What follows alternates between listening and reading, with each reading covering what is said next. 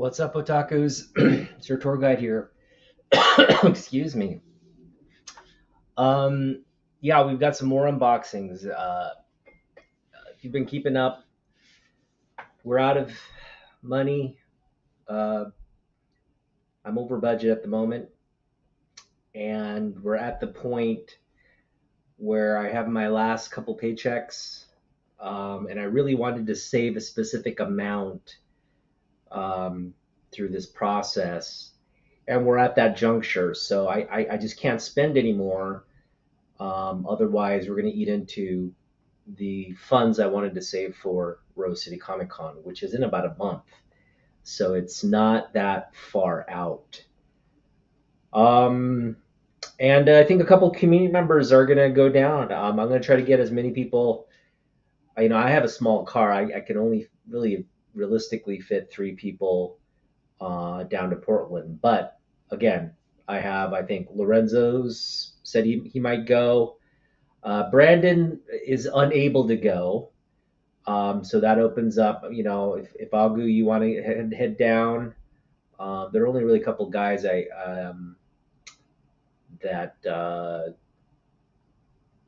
yeah, I can reach out to. But we'll see what happens. I mean, I'm going for sure. If those guys can make it, it's a plus. If not, I don't mind going. But I'll be hanging out with Damien. Um, but the more the merrier. All right. So I do want to kind of emphasize my recent pickups. I picked up this cool X-Men pin.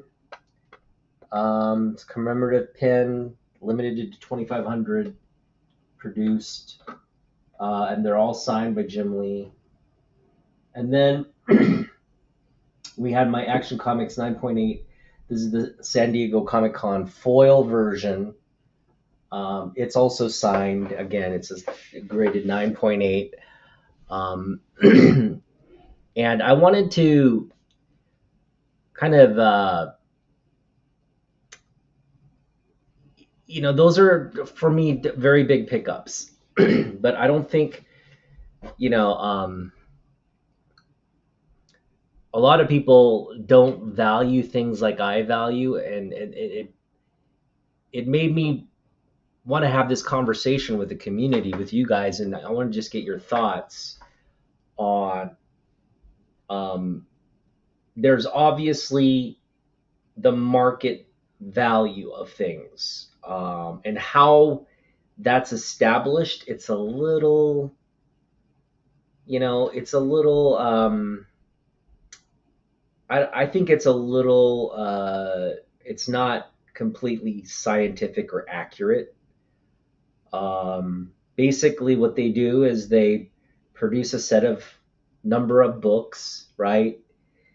And based on that set number of books, they kind of put together an initial price, right? So this will retail at a certain amount. Um, and a lot of these incentive variants, again, based off how many you have to order to get like one incentive variant, like it kind of it's already placing this sort of emphasis on just that pure numerical production, which is significant. When you're collecting, you want to always consider the ratio count. But I figure, it seems like, hey, it could be absolute garbage. Like it could just literally be like a cover with, a pile of shit right in the center of the cover. And they give it a ratio of like, we printed two. Uh, this creates kind of this environment like I want to be one of the collectors that has that.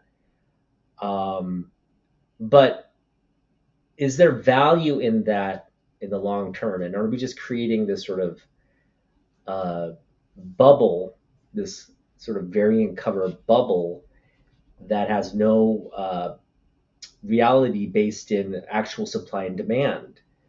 Um, so obviously, you put out a book, $50, it sells out.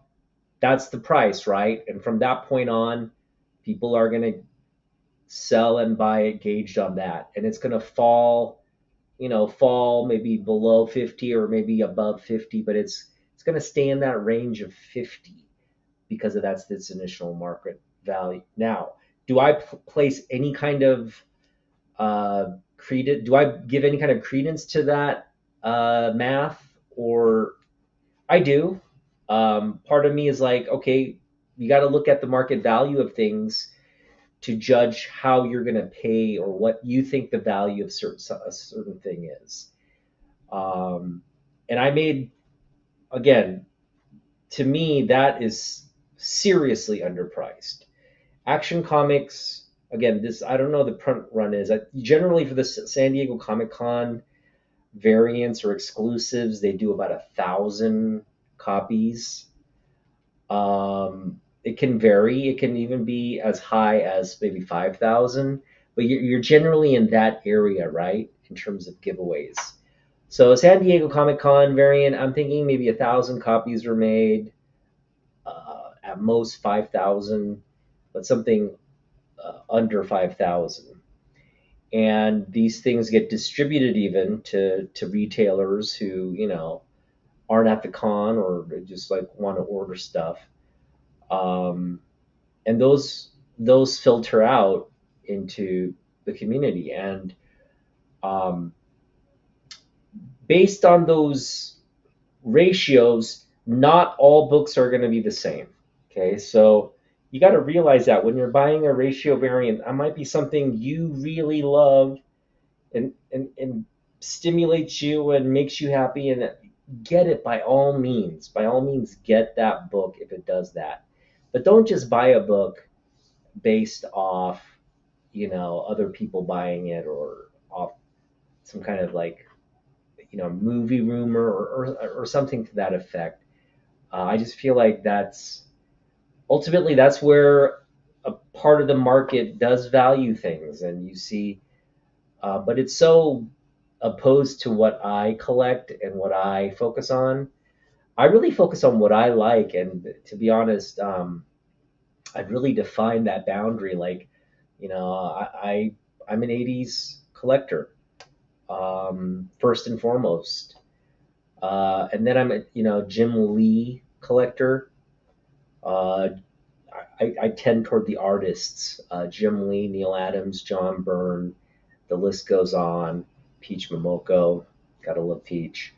Um, so I just kind of want to put that out there. Like, what in your view drives value? Is it purely based off of your set of parameters on what's rare, what you think will be in demand, or what you uh, perceive as to be in demand, or is it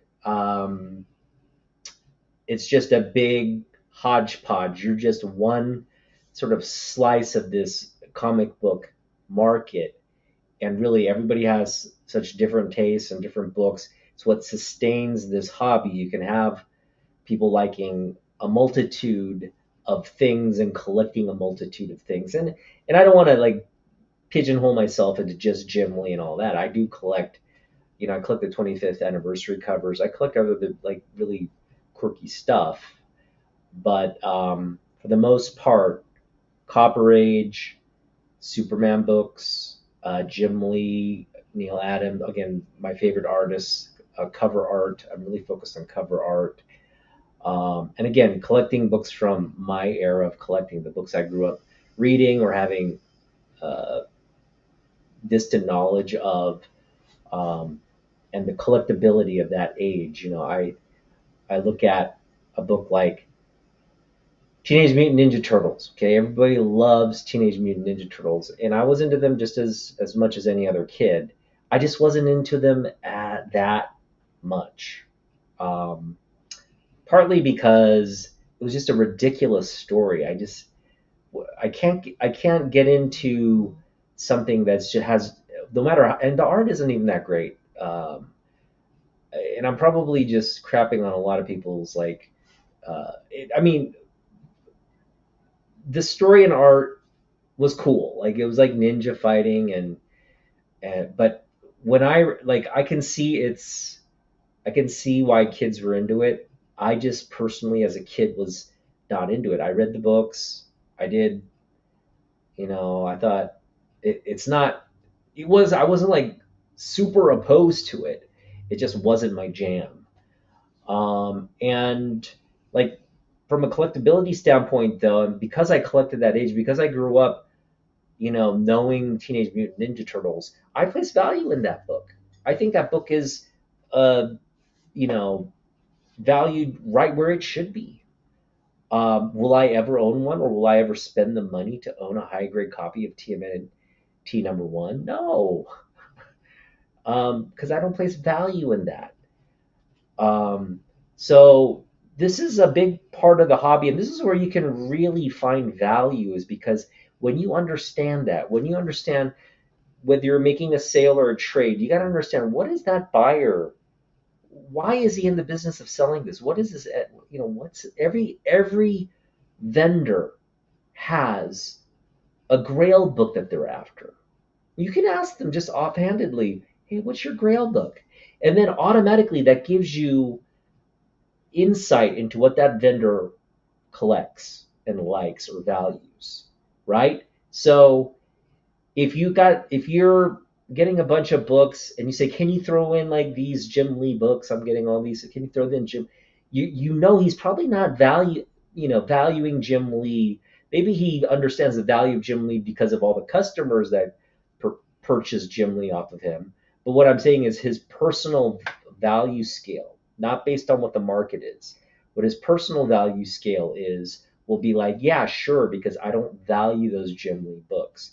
But those Jim Lee books, I can sell them for a certain amount. Then that when you add that market factor in, and that's what we all do, right? We have to play within the market, what the market dictates. And sometimes I really feel like the market is dictated by um, the industry itself. Um, and they know what the key moments, what the key stories, when they're putting out a first issue or whatever, they know this book is gonna have value, and they create around that, right? They kind of create a buffer in terms of the story. Like, look, this is the key first appearance. This is the buffer issues around it that we can sell and package and have people consume and then come back for more in the next story arc. So the industry is really brilliant in manufacturing this really diverse set of stories, characters, and things that people all connect with differently. Um, but again, because of that, we all have a different value standard, internal value standard for the books we pick up. So um, I just want to get that out there. A lot of people might not think $141 was a good investment for that 9.8 signed Jim Lee, DC, whatever. Um, but see if you can go and buy that book on eBay right now. Go check eBay and see if you can buy it, or Macari, or anywhere. Go look for that book online. See if you can find a 9.8 slab Jim Lee signature. You can't. So um, I'm sure one will come up for sale. I'm not denying that. But will it be $141? I doubt it. All right. So with that being said, let's get to these unboxings, because this here is where we're going to unbox this last. And what we're going to do is I just want to push this back a little bit, because what we're going to do is as soon as we unbox it, we are going to um, kind of organize the product. We're going to organize it and do some work on it. All right. So I'm just going to preface. It's going to transition into this one shot, and I'm going to flip the camera around. You're going to see. We're going to have fun. This is going to be a fun. If you stick around to the end, see what's in this box. What we're going to do. It's going to be a fun episode, or I guess, what is this? A video, fun video for you guys to check out. All right. I got this group. It's a AOK and Norenrad, who we had on the channel. Naman Young and I had him on Meet the Artist. Now, Norenrad is an incredible artist. Okay, he does incredible artistic work. Go check him out. It's Norenrad 82 with I think two D's and two R's or one R. Anyway, it's Norenrad. You should be able. I'll try to leave a link in the description. But we had him on the show, and we had this giveaway, and he was very generous to say, hey, you know what? Because you like Wildcats, we're gonna put in this. He's gonna give me this gift, and this is. I know what it is. It's original artwork. Wait, what? Oh boy. That is cool. But I don't know if this is the one I was supposed to get, or if this is like a practical joke, but I love it. We got this print of CJ. Who's he checks in from time to time here with his like Kool-Aid and fruit, Hawaiian Punch guys, and of course the hands and the rage. That is cool. So Norenrad, thanks. I think this is the one that I was expecting from Norenrad, right? So yeah, thank you for that. I was expecting something different, but maybe you thought this was a better idea for me. We'll see, but we're happy with it. It's actually a very good piece of art, so I'm just very pleased with that. All right, let's get into my next pickup, and this is a book that I ordered off eBay, and this was an amazing packaging job. It's got the painter's tape, the 2 bags and board within a Gemini. I mean, that's just overkill. The Gemini should be good enough, but he actually bagged and boarded this on top of that. And I'm trying to remember what book this is. Yeah, this is the book that, this is the book that, wow, it's beautiful. It's near mint. Yeah, it's near mint copy. So as you all know, I've been collecting Jim Lee X-Men 1's signed copies. I have 2 signed copies of from the the 4. It's actually 5 covers when you take into consideration the E cover. The E cover is where it folds out and you have all 4 images. So it's actually 4 covers plus the E cover. And it's been a goal of mine to have all of those, a signed copy of all of those. And not just any sign, but a 90 signature, because there's a lot of these signed by Jim during this period. He signed a lot of them because he sold a lot of them. And I've just been biding my time. I have 2 at the moment, and this is the 3rd. So I actually now only have 2 more to get. And I'm trying to get them at my price point. I know that Jim Lee autographs have been creeping up, the prices. I've even talked to people, and people are like, hey, based off what CGC is charging for, CGC signature books for Jim Lee signings, based on that, his signed books are $100. All right. And that's what I have to contend with now. Hey, Brandon, what's up? Kenneth, what's up, guys? This is going to be a fun one, especially if you guys like Superman. Stick around. All right, so anyway, uh, I picked up this one. This is a big one. This is sort of like, I think, the centerpiece of all the signed books. Now, I have one signed by Jim, and why don't I get those books just to show them off? Give a quick moment. Here we go. I'm not going to get them all out. I'll just get the first one I run into here. All right, so this is one of them, and this is kind of what I mean by the 90s signature.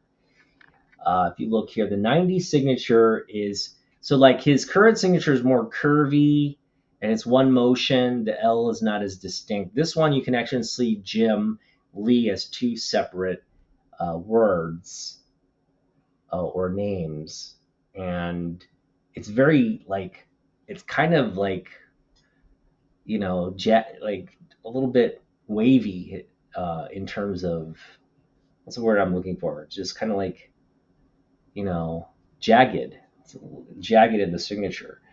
Um, and it's smoothed out now, uh, but there's kind of a transition. You could see, like, as you move through the 90s, you could see the smoothing out of the signature, of the evolution of that signature. But it's a very stark. So he's kind of marking, like, hey, this is the stuff before DC. This is the stuff.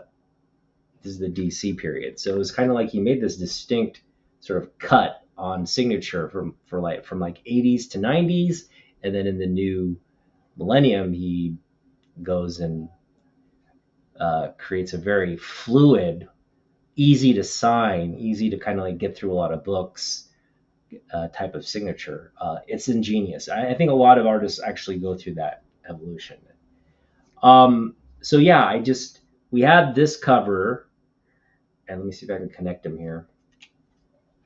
We had this cover, and now we've added this one. And you can see they connect, this awesome effect.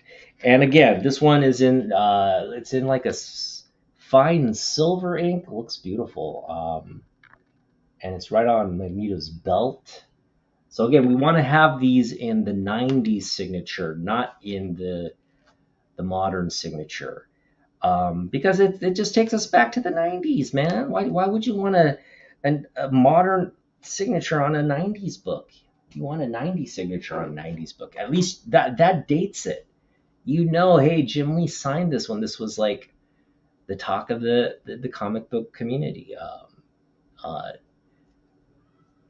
mean, to this day, people still talk about this book, and how many copies it sold. It's just one of those things. It's just those anomalies. Really, one of those anomalies in the comic book industry. I don't think could ever be, especially with how, like I just mentioned, how diversified people's tastes are. You come up with one book. One book is just not going to attract enough people to it. We kind of live in an environment where that can never be, and I think that's why you see like print runs stick to what they know will be its readership. All right, now we're gonna get to the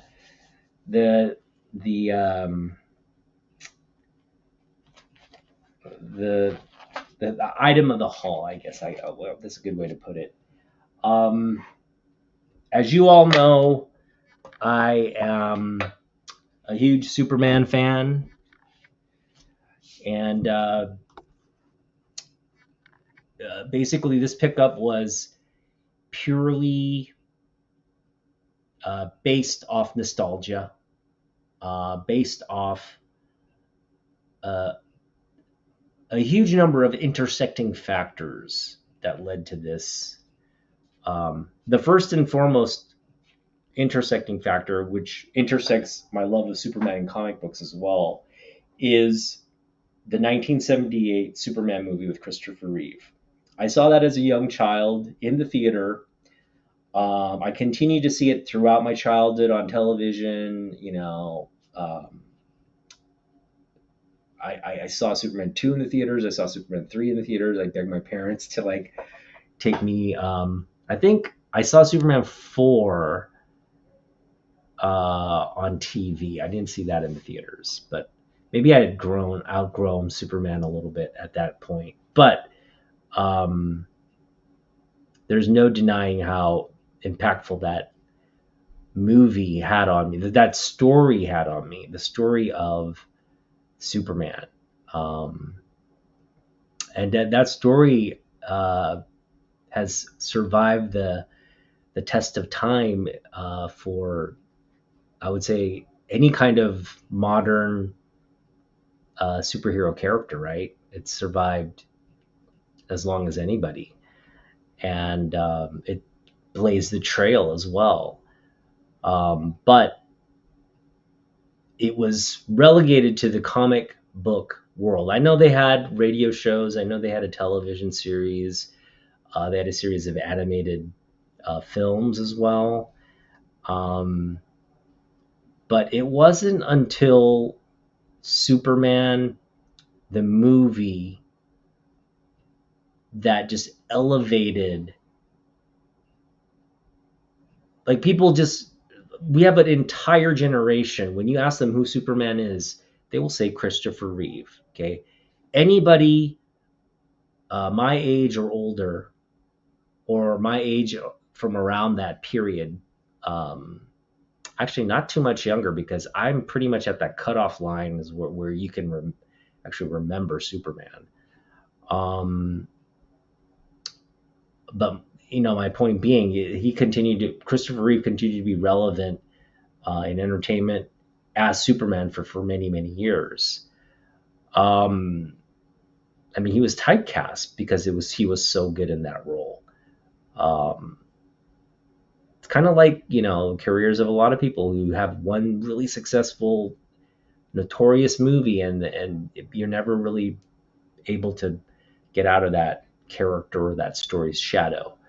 Um, but when I was a little boy and I saw Superman, I begged my parents to get me these Superman trading cards. Um, and my mother would buy me like 2 packs at a time. Every time I went to the grocery store, she'd get me 2 packs. And I ended up having like a nice, I think, I didn't know if I had the whole collection, but I had a lot of it. And I was maybe missing a few cards.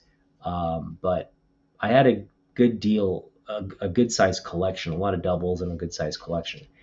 And I just remember being like really into that until I wasn't, as a kid. Like, you know, you, when you're what, 6, 7 years old, you don't take care of your cards. These are just things you look at and maybe you read in the back.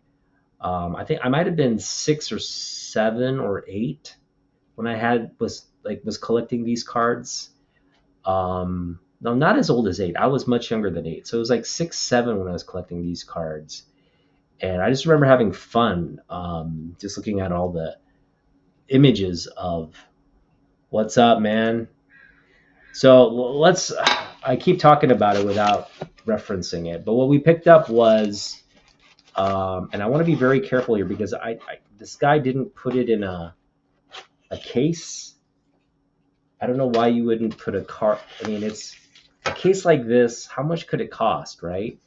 He just put raw cards in the box and shipped them to me, which is fine. Good thing I know how to handle cards and stuff. And it looks like it wasn't damaged in any way.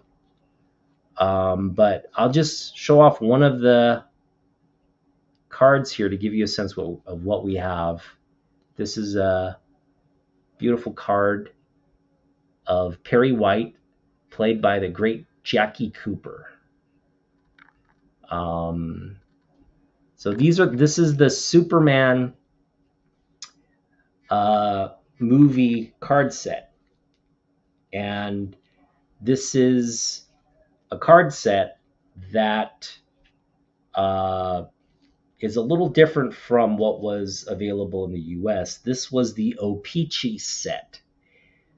So anybody who collects cards knows there's Topps, and then there's the Canadian brand, exactly the same. It's just instead of Topps, it's O-Pee-Chee, because Topps had a licensing agreement with a Canadian, I think they're a candy company or something, but to produce and distribute these cards in Canada. So it was just a partnership. But in terms of overall collectability, which is more valuable, Topps or O-Pee-Chee, I think you gotta, if you're talking about production, O-Pee-Chee is definitely rarer. There's just not as many people in Canada. They don't produce as much. It's a smaller market. And the thing about this Superman set, so this set of cards is very different. I collected the Topps cards, the ones from the States. And the thing about the Topps sets is they were separated into Series 1 and Series 2.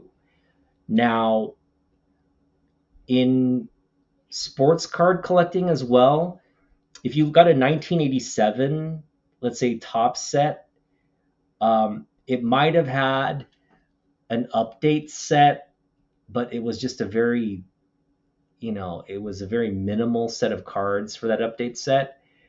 Whereas in Canada, they actually created two series of,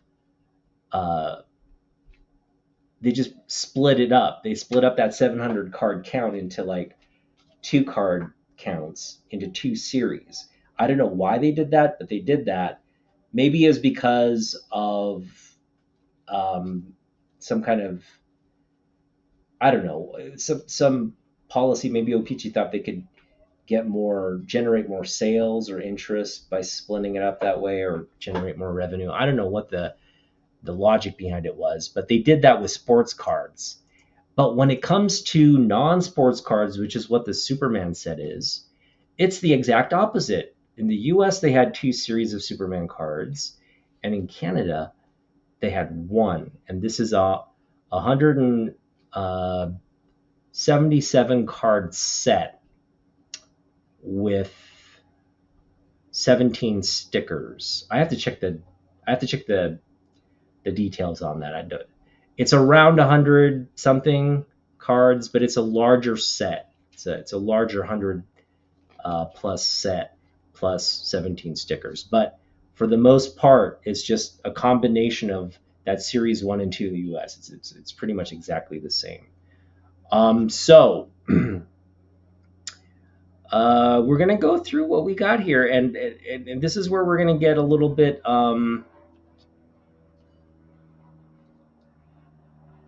okay, I don't know if I'm going to collect with you. You didn't do a very good job packaging everything. So what we're going to do is I'm going to put my camera, I'm going to change the angle so you can look down and see what we're doing. And now I have only a set number of plastic holders. I don't have 177 whatever.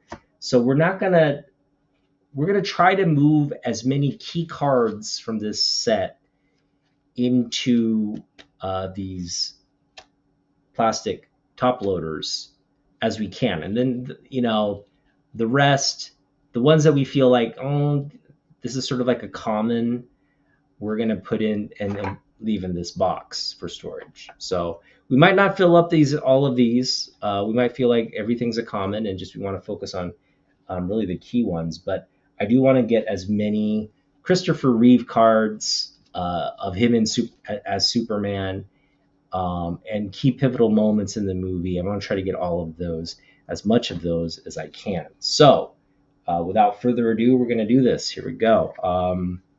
Just let me get this over here. There we go. It's a nice angle there. Or maybe not. There we go. That angle works, doesn't it? Yeah, that works, because I can just give you a front row view there. All right, so I'm actually going to take this glove off because I'm realizing I wanted to kind of protect these cards, but I'm realizing that the gloves don't give me that tactile feel I need to really make sure these cards are, make sure these cards aren't damaged or. Okay, so let's start with this sticker right off the bat. We're going to put this in. This is a sticker. There's only 17 of these, so we're going to try to put all the stickers in protective sleeves and then in a top loader.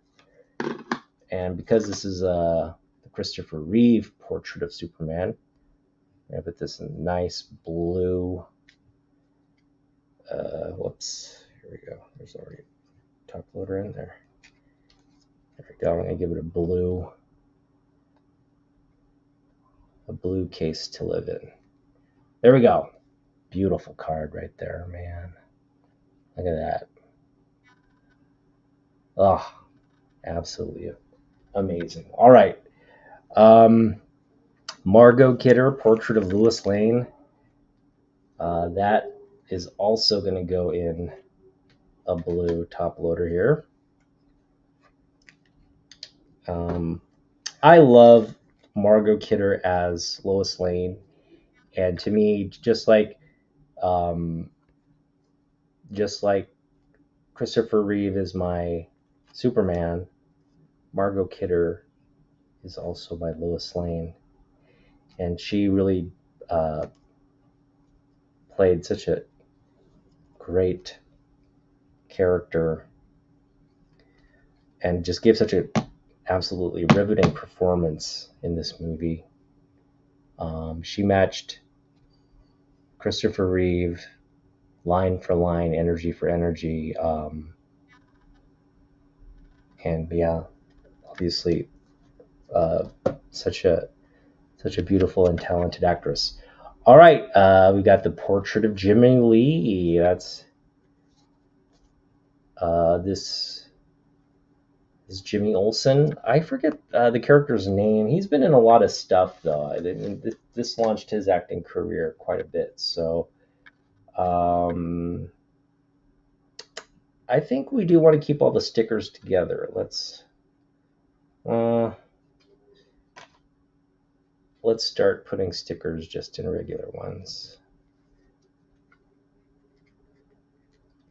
All right, that one's gonna be sort of like a minor. This is the portrait of Lara, which is who's Superman's, or I should say Kal-El's birth mother.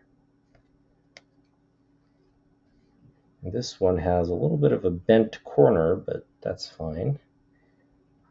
You didn't expect these things to be all super mint on the bottom.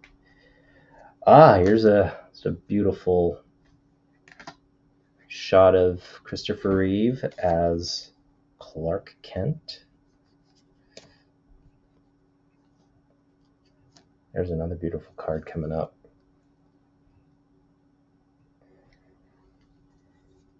I dare say this may be a card of this set here. Make sure it's a little bit of a scratch on the surface there. That's fine. I always didn't like these sticker cards. I was never into taking the sticker off the card. So just, I get how kids would want to put the sticker on things in their room maybe, or on their things, but just was never one of those kids that saw the fun in doing that. I guess that's a good trait of a collector, right? If you value something, you don't want to necessarily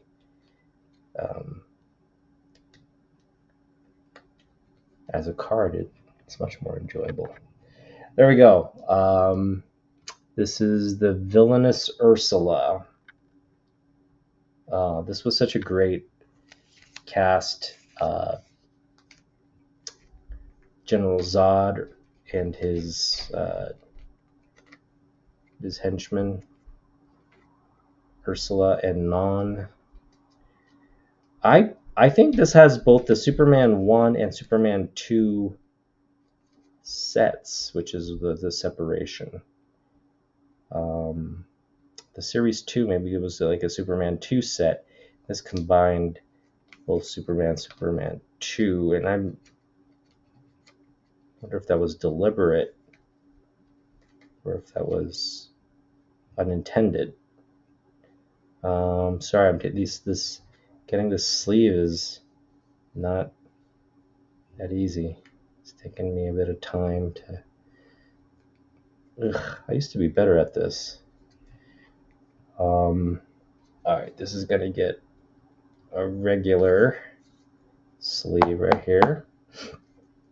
We got Non. This guy was frightening. Can talk.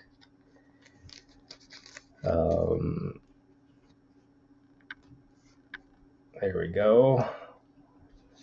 This is the young Clark Kent, the Smallville Kent.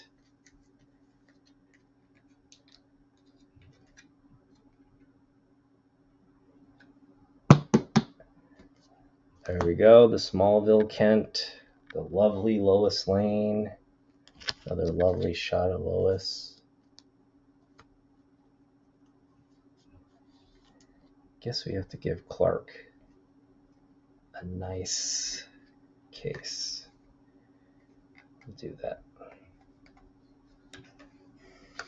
Well, we'll give this one to Lois first.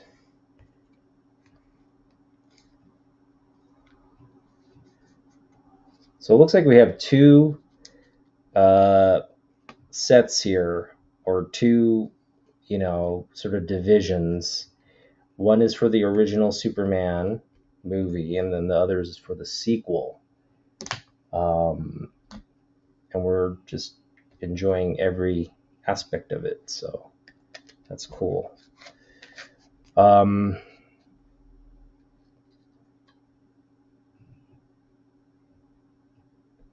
Oh, this was in the new movie, Superman or The Flash.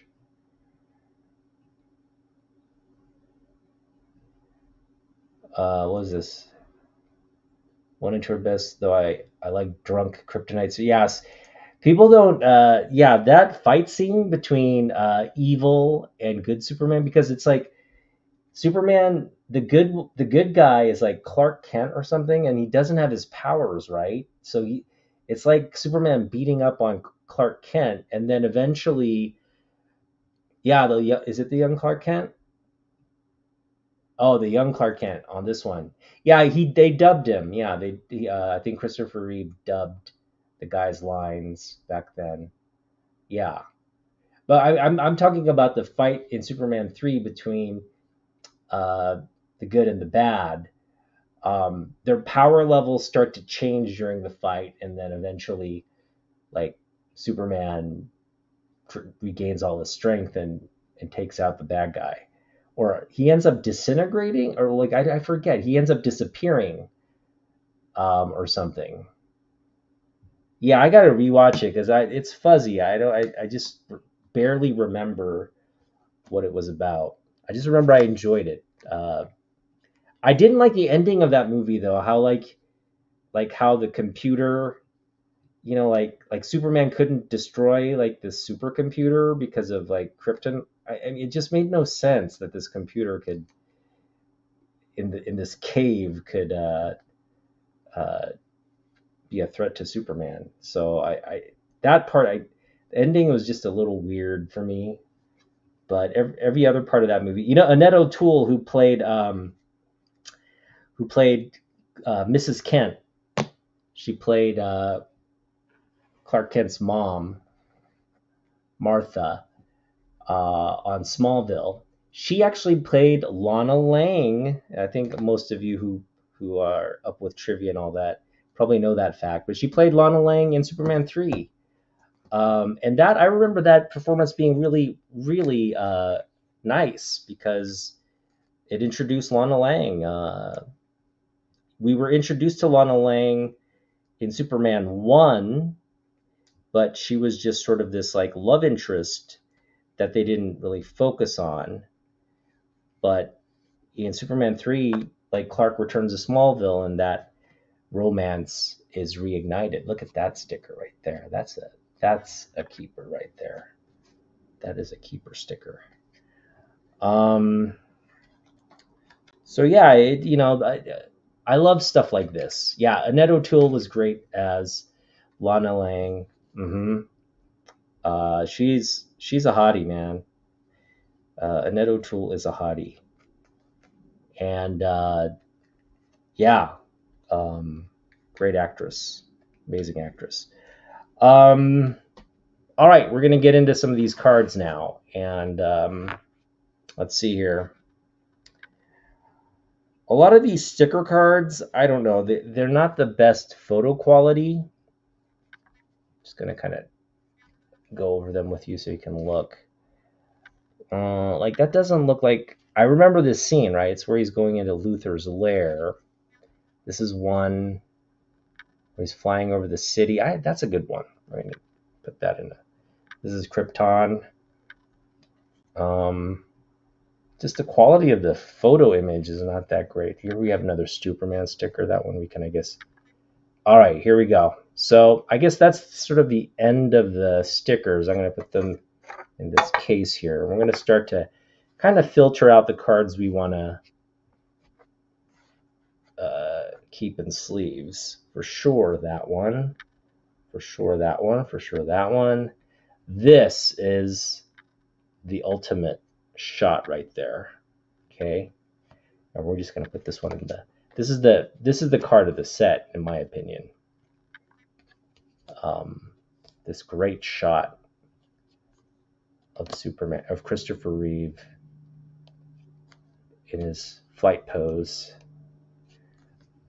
Oh, hang on, let me get this. Let's put it in here. For me, this is the card of the set. This image is just, I mean, this is essentially like one of the highlights of the movie, as well as like the movie poster image and all that. So this for me is the card.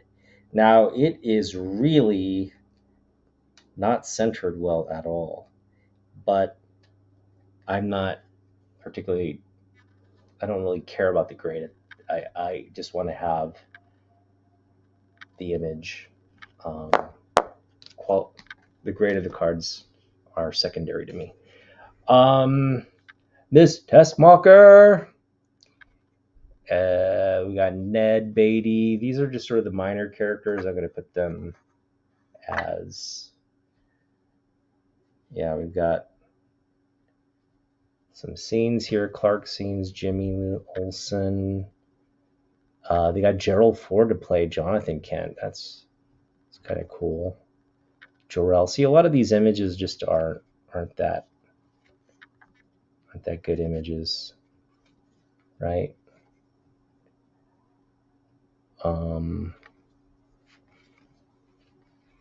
Here's a great image. All right, so we're going to put these in there. We're going to take this Superman.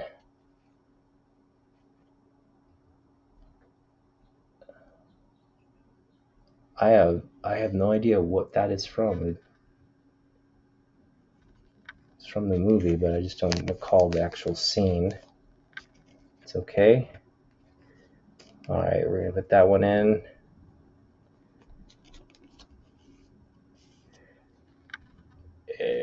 There we go.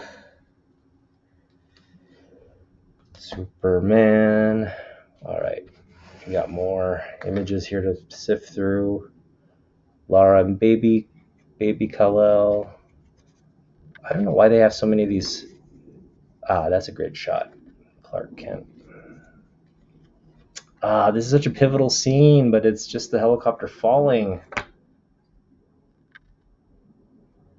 There's Jonathan and Martha. There's a young Clark and Paul Kent. Here's Lois as a little girl. That's a great one. Lois and Clark. Right there in that scene. There's another great flight. Okay, let's put this one back there. Here's a great flight image. That's another flight image. Another flight image. Just flew all around New York City, I guess. That's a great image of the baby there. Boom. Here's another. These look like press photos or something. That's a great shot right there. Some of these photos are just not in great, they're just not great quality. Like this one. It's a great photo if it were in focus and you could see anything. There's just nothing there to look at. All right, so that's fine. We can't put all the cards in. We have to be selective here. I see. Oh, there's a lot of good ones coming up here. I'll put this Perry White one away. A lot of nice Christopher Reeve shots there. The dinner. That scene is incredible where they're falling for each other. Great car pickup. This is just another one where, see, great photo, but can't make anything out. The shading is not great on that one. All right, there we go. Luther's Lair, that's a good one. That's a great. Wow, look at that. Action Comics #1 shot. That's a great card. Oh man, is that a great card. That's a great card right there. Lex Luthor. Gene Hackman played such a great villain. We gotta have the Gene Hackman, and of course Jor-El. Nice Jor-El shots there. There's Jor-El with the baby Superman. He was really cute. The baby Superman.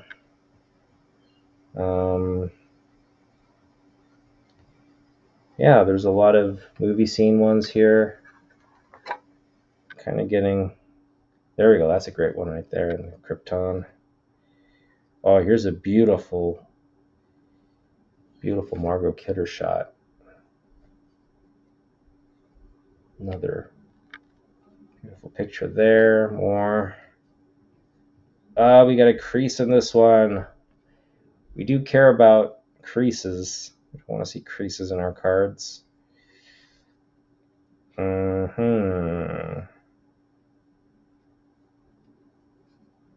All right, so So Long to Smallville. Valerie Perrine. That's a great shot of Valerie Perrine. She was so hot in this movie.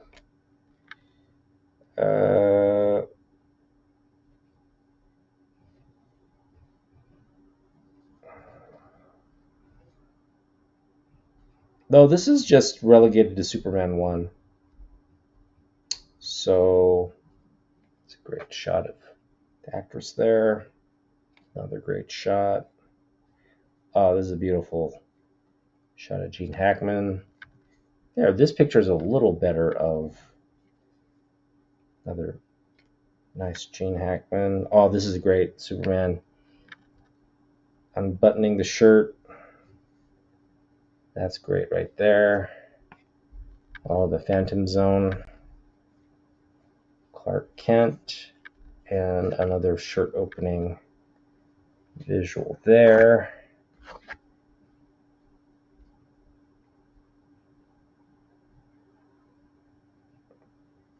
I guess we'll put all those in here. All right, so we've got quite a bit of cards. Hopefully we can get these all into Top Loader. Something tells me that I will be able to.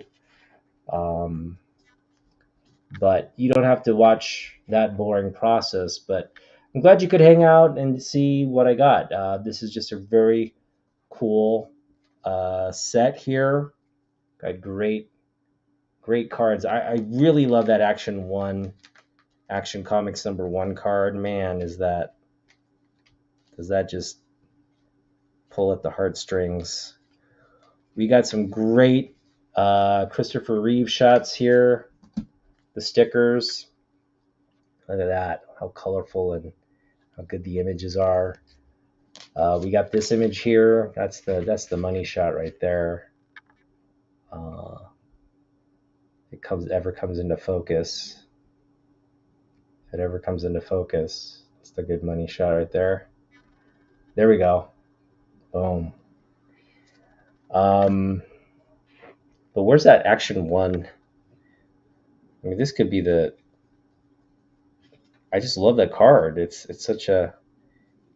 It's where the intersection is. Like I mentioned the intersections, and that Action Comics 1 card is... Well, we'll get to it. But anyway, I don't want to bore you with me having to organize these cards in front of you, so we'll end it at that. Thanks for hanging out, guys. I